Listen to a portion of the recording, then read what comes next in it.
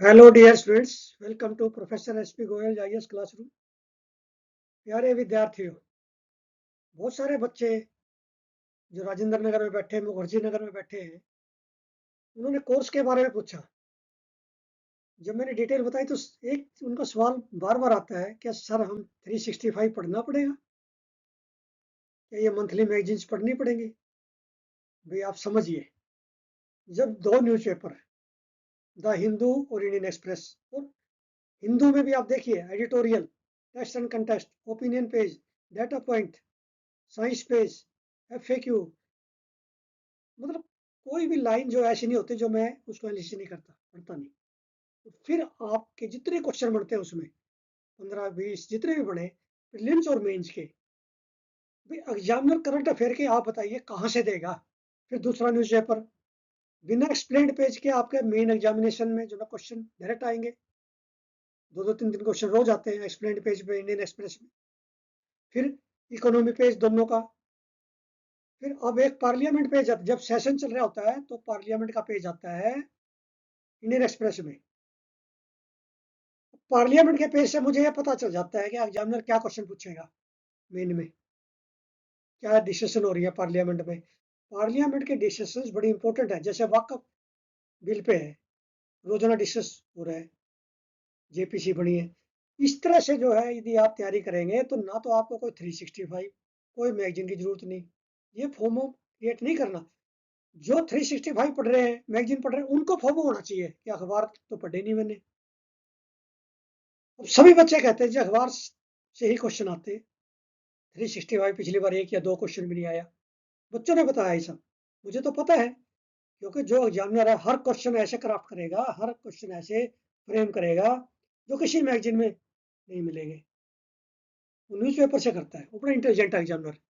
और रोजाना ऐसे क्वेश्चन आपको मिलेंगे जो आपको नहीं आते, और वही एग्जामिनर देता है एग्जाम में। समझिए ना, जो क्वेश्चन आपको एक भी नहीं आता वो अखबार में आता है। अखबार का मतलब ये न्यूज का, न्यू। तो आपने अब क्या करना है कि मेरे साथ न्यूज़पेपर पढ़ने हैं और अपनी सीट को पक्का कर लो प्रीलिम्स में। और मेन में देखना आप, रोजाना मैं क्वेश्चन एक या दो मेन का देता हूँ, उन्हीं से भी जाएगा, बाहर से आ ही नहीं सकता। मुझे पूरा कॉन्फिडेंस है। अपने में कॉन्फिडेंस रखो, कोचिंग इंस्टीट्यूट के बजाय अपने में कॉन्फिडेंस ज्यादा रखो, उन पे मत रखो ज्यादा। आप उनको सब कुछ सौंप रहे हो, अपने में रखो। अब ये देखिए आप, कितने कोचिंग इंस्टीट्यूट है, अपने अपने मैगजीन निकालते हैं, अपने मॉक टेस्ट निकालते हैं, कितना पढ़ोगे आप? आप जो है आप ये मान लिया आपने 365 पढ़ लिया, मंथली मैगजीन पढ़ ली, उसमें क्वेश्चन ही नहीं आया, क्वेश्चन नहीं आएगा।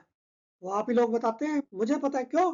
क्योंकि आप ये सोचते हैं कि उसने बड़े न्यूज़पेपर पढ़े होंगे जो ये मैगजीन लिख रहे हैं, वो न्यूज़पेपर से मोटे मोटे ऊपर से उठा लेते हैं हेडिंग, और एग्जाम में डीप जाता है। वो न्यूज़पेपर से स्टैटिक पूछेगा, स्टैटिक भी पूछेगा और करंट भी पूछेगा, करेक्ट करेगा। वो उनको नहीं आता करंट करेक्ट करना। फिर प्रीलिम्स के जो क्वेश्चन है ना पर्टिकुलरली, वो निकाल ही नहीं सकते। क्यों? क्योंकि उसके अंदर न्यूज़पेपर 3-4 घंटे पढ़ना पड़ता है, फिर एनालिसिस, उसके लिए बहुत लंबा एक्सपीरियंस चाहिए। फिर पेपर सेटर का माइंड चाहिए। मुझे पता है कि पेपर सेटर कैसे पेपर बनाएगा आपका प्रीलिम्स और मेंस का, न्यूज़पेपर से या एनसीईआरटी से या स्टैंडर्ड बुक से। तो आप मेरे साथ क्यों नहीं चलते जब आपको पता है? मान लिया आपके 25 क्वेश्चन जो है, 25 से ज्यादा क्वेश्चन मेरे कोर्स में से आके आपके 50 नंबर पक्के हो गए। दूसरा, आपका जो नेगेटिव मार्किंग होती है उस 25 में, जो आप गेस करते 10 नंबर कटते वो कटने बंद हो गए, 50 नंबर सॉलिड आ गए। फिर आप मेरे जो है टेलीग्राम पर जाइए, एंशियंट इंडिया के मैंने जो है पूरी किताब फॉलो कर दी, तमिलनाडु और ancient medieval India, NCERT complete. उसमें 150 200 क्वेश्चन डाल दिया ऐसे जो आपको आते नहीं है, प्रीलिम्स और मेंस के। फिर पॉलिटी के आप देखो, बच्चों के ये आते हैं कि सर ये क्वेश्चन बनाते कैसे हो आप? ये चाहिए। ये कोई कोचिंग इंस्टीट्यूट आपको नहीं बना के देगा कभी भी। इसलिए आपके दो दो तीन तीन साल लग रहे हैं, प्रीलिम्स में पास नहीं होता। अब पास होगा, अब हम देखेंगे कैसे नहीं पास होता। क्योंकि 26 नवंबर का संविधान दिवस था, जितने आर्टिकल आए वो सारे मैंने उसमें से क्वेश्चन निकाल दिए प्रीलिम्स के, क्योंकि आपके फ्रीडम स्ट्रगल में से इस तरह के क्वेश्चन आ जाते हैं। जैसे ये देखिए, BN राव का नाम बहुत सुना होगा आपने। He was constitutional adviser of the drafting committee of the constitution. Then SN Mukherjee was the chief draftsman of the constitution. Then Section 8 of the Independence Act 1947 enabled the Constituent Assembly to perform dual function. दो function किए Constituent Assembly हमारी जो थी, और वो power कहाँ से ली? Indian independence act से। क्या किए? एक तो नया कॉन्स्टिट्यूशन बनाना था असेंबली ने, दूसरा एज पार्लियामेंट, जैसे हमारी पार्लियामेंट है ना, फेडरल लेजिस्लेचर कहते हैं उस time, as federal legislature under government of India act 1935। अब यहाँ पे गवर्नमेंट ऑफ इंडिया एक्ट 35 से किया है, ना कि 47 से एज फेडरल लेजिस्लेचर। ये समझिए आप क्रिटिकल स्टडी में। और इन्होंने पावर ली है इससे, government of India Indian independence act से, ये दो तरह से करेगी। ये बार बार आता है, आपको नहीं पता, ये बहुत सारे बच्चों को। कॉन्स्टिट्यूशन असेंबली के दो फंक्शन थे उस समय, पहला नया कॉन्स्टिट्यूशन बनाना, दूसरा फेडरल लेजिस्लेचर, एक पार्लियामेंट की तरह काम करना, अपने बिल पास करने। Then government of India act 1935 which was condemned or rejected by the Congress became the basis of our constitution। हमने बहुत कुछ उसमें से लिया है। अब ये फ्रीडम स्ट्रगल में ना ध्यान रखना है, कैबिनेट मिशन और क्रिप्स मिशन और गवर्नमेंट ऑफ इंडिया एक्ट 1935, इसमें से एक क्वेश्चन आता है हर बार। Cabinet mission plan 1946 envisaged creation of constituent assembly that included representative from Congress, Muslim League and princely states to draft constitution for the United India. अब इस समय लॉर्ड वेवल वायसराय था, ये पूछ लेते हैं कई बार कैबिनेट मिशन प्लान के समय में। और final draft of the constitution was adopted on, अब सभी को पता, नवंबर 26, जिसमें हम संविधान दिवस मनाते हैं। After draft constitution was adopted on November 26, 1949, constituent assembly was adjourned to January 26, 1950। इतना इंपॉर्टेंट इंफॉर्मेशन मैं निकाल के वो लाता हूँ जो आपको मिलती नहीं है न्यूज़पेपर से।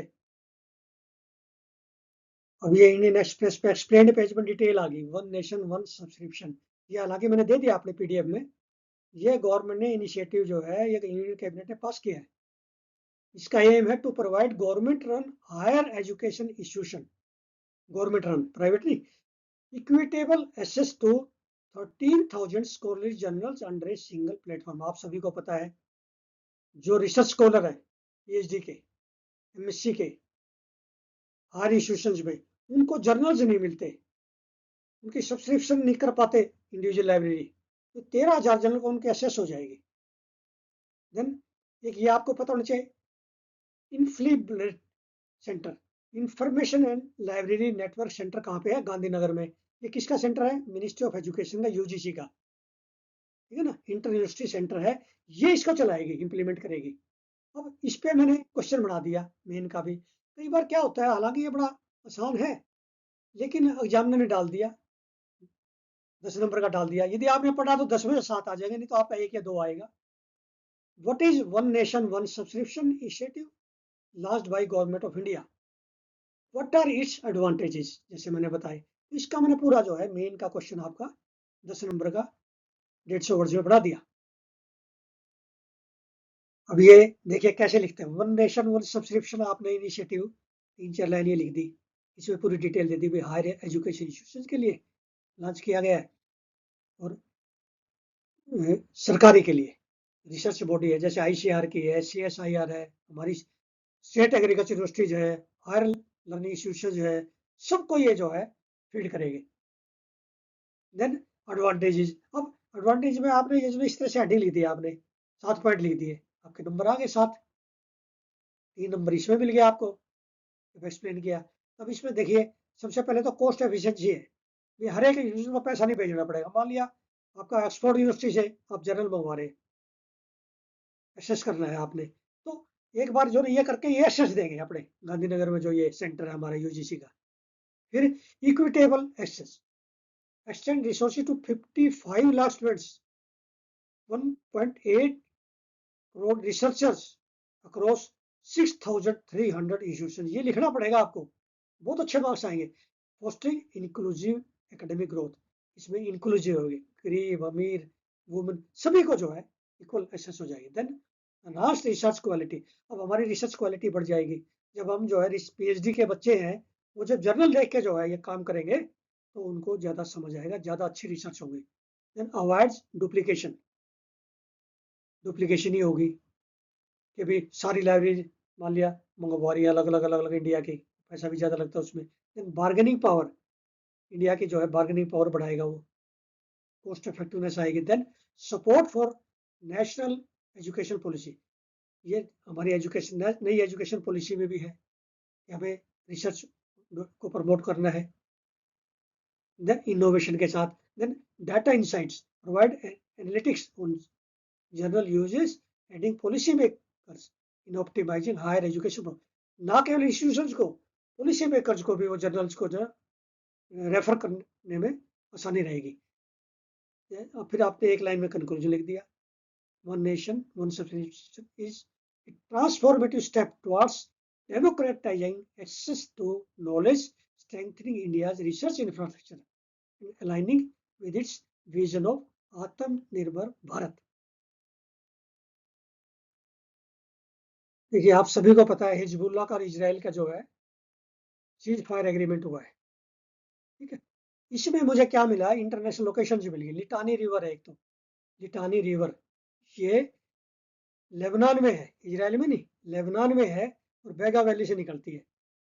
फिर इसमें है ब्लू लाइन, ये भी मैं बार बार दे रहा हूँ आपको, ब्लू लाइन जो है लेबनान और इजराइल के बीच की जो बाउंड्री है, बॉर्डर है, उसको कहते हैं ब्लू लाइन। देन यूएस से फ्रांस जो है इसमें ऐड हुए हैं, तो ट्राइपार्टाइट जो एग्रीमेंट हुआ है लेबनान इजराइल और यूनिफिल, यूनिफिल एक यूएनओ की संस्था है, ठीक है। इस तरह आपको पता होना चाहिए। अभी एक्सप्लेन्ड पेज पे ना स्पेस का आता है, ये फोबोस एंड डिमोस, ये मून्स हैं मार्स के, बस यही लाइन थी, कई बार प्रीलिम्स में आ जाता है, मून्स बता देंगे ये सैटर्न का है ये मार्स का है, आपको कंपेयर करने पड़ जाएंगे।